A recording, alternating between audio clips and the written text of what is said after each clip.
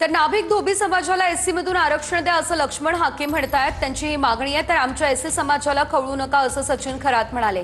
नाहीतर परत भीमा कोरेगावचा इतिहास घडेल असंही सचिन खरात म्हणाले।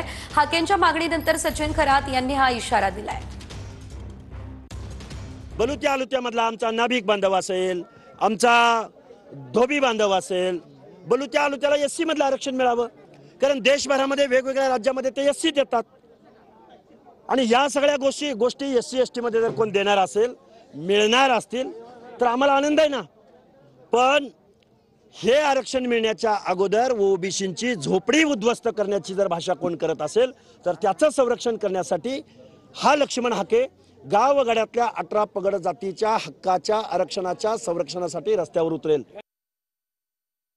ही जी मागणी केलेली आहे हाकेंनी की नाभिक समाजाला, धोबी समाजाला एससी मधून आरक्षण द्या, यामुळे दलित समाजाला खवळू नका।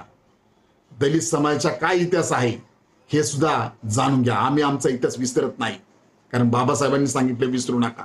दलित समाजाला खवळू नका, नाहीतर नक्कीच भीमा कोरेगावचा इतिहास दुसऱ्यांदा परत घडेल। भारतीय जनता पार्टीचे दलाल जाती जातीमध्ये भांडण लावण्याचं काम करत आहे आणि असाच दलाल लक्ष्मण हाके या महाराष्ट्रामध्ये प्रत्येक जिल्ह्यामध्ये जाऊन मराठा बांधव असतील, ओबीसी असेल किंवा एससी समाज असेल यांच्यामध्ये भांडण लावून या महाराष्ट्रामध्ये दंगली घडवण्याचं काम करत आहे की एससी समाजामधून किंवा एससी कोट्यामधून नाभिक आणि धोबी समाजाला आरक्षण दिलं पाहिजे आणि ह्या मागणीचा आम्ही तीव्र निषेध करतो, विरोध करतो। ज्या ठिकाणी दिसाल, ज्या चौकामध्ये भेटाल त्याच ठिकाणी तुम्हाला फटके देण्याचं काम आम्हाला करावं लागेल।